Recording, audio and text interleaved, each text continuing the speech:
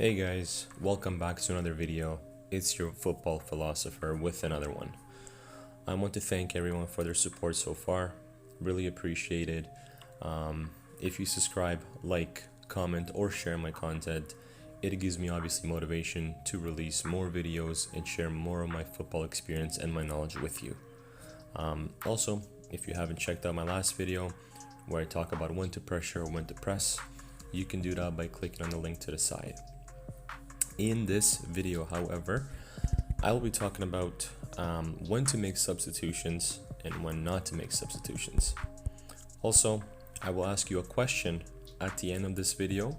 Please leave your answer down in the comment if you have the answer, of course. Now, this is focusing on an amateur level and up, I would say, maybe to a semi-pro level. Again, the information you see, it's just generic, so I can make a point across, so don't mind the information that I've selected on the screen. So I will first point out when to make substitutions and when not to, and at the end of the video I will explain why. So let's start. In the first 15 minutes of the game, you do not make substitutions regardless of the situation, okay? So unless something dramatic is happening where your player is hurt, where he or she has to come off on their own or for whatever reason, you don't make substitutions in the first 15 minutes. With amateur teams, you most likely have more than 3 or 4 subs allowed. So a good time to start bringing on some fresh legs is the 35-minute or maybe even halftime mark. Okay, me personally, I wouldn't even sub anyone until the half, but if you really have to bring on some fresh legs or have someone else have a crack at it, I wouldn't do it before the 35 minutes.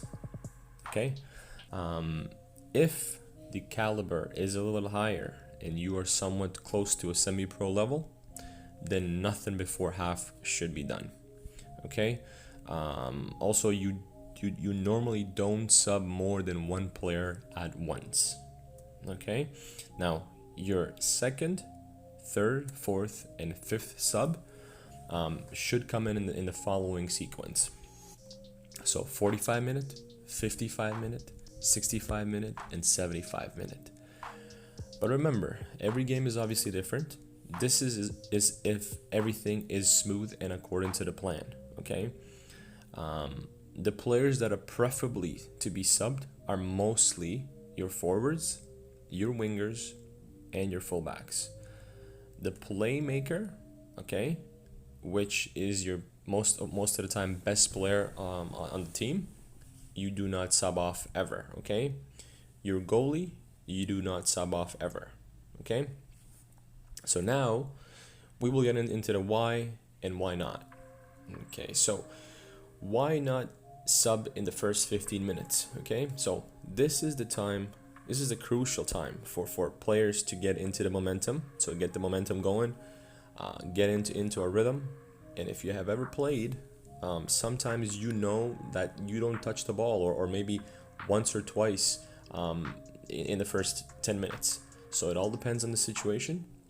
You do not want to kill the player's confidence in those first 15 minutes by taking them off. Okay, so you need them to play it out and find the groove. Okay, that's really important.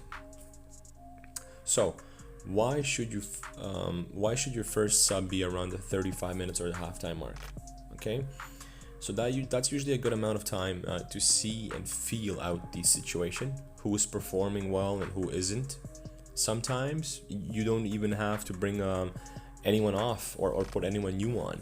Okay, you just have to move certain players around within the first 11. Okay, so change of position possibly according to the strength and the weakness of the other team. Okay, on a semi-pro level, however, players obviously are expected to be more fitter as well as more technical, where they should be able to perform 45 minutes without coming off. Now, why not sub more than 1 player at a time? Okay, changing more than 1 player could result in a whole different atmosphere and a shift in the game's momentum. Okay, now if you do change more than one player at a time, it is important to balance this out and make sure that the team level doesn't drop due to the change in the character. Okay, it's very important. Now, why second, third, and fourth, and fifth sub should come in the sequence of 45-minute, 55-minute, 65-minute, and 75-minute. Now, simply because you want to make changes step by step and not shock your team with a big impact at once. Okay, I know most people think, well, if you're bringing on a fresh pair of legs, it can be bad. But that is usually wrong. Your new player who's coming on doesn't have the feel for the game yet. He or she has to adapt to the situation. Okay, now good players with high IQ who are obviously technical adapt obviously quicker than others, but this is why it is important to do it step by step. Okay, now when you are bringing on someone new on, you want them to help your squad. That's why you're bringing them on, and not do the opposite. No, sometimes the opposite happens. It is just a mental thing, I believe. Adapting is important, and you don't want to shock your team. Also, remember that that the subs who are coming on are subs for a reason.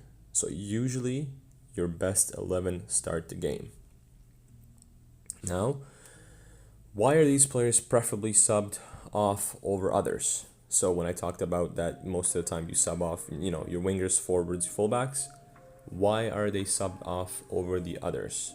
So in the little formation, I have selected a rectangle, a red rectangle. If you see a few players that are selected. Now, so your forwards, your wingers, your fullbacks are usually subbed off before your playmakers, center backs, or your goalie. So any positions that are closer to the center and your goal or net is usually a position that gets subbed less than the others. Your playmaker is usually your best player who orchestrates everything. You don't want to give up your heart or your brain of the team. Okay, even if he or she is tired, most of the time your best player is better at 50% than the rest are at 100. Okay, so if you play or have played, you know what I mean. It is hard to replace that person who is probably your best player and expect anyone to perform the same or better. So usually the people you sub off are your wingers, okay, fullbacks, because they burn most of the energy. Okay, they're making those runs, they get exhausted most likely before anybody else. Okay, now mostly you might want to let someone else obviously have a crack at it, and always remember, defense comes first. Okay, if you don't conceive, you might score even if your squad doesn't have an offensive mindset. So if you get scored on, the morale of the team drops. It is hard to teach that. Okay, either you are mentally strong or you're not. You have to have a really good manager to keep the morale strong, okay, of the team. So this is why you sub off your forwards before you touch your center backs. Now defense comes first, like I mentioned. Okay, now if you are strong in the back line, okay, and maintain that, your forwards and your midfield will feed off of it. Okay, now you have to also realize that this is all generally speaking. Of course, every game is different, and you might have scenarios where you need to take off, I don't know, your goalie or your playmaker, but this is generally speaking, so just to be clear. Okay,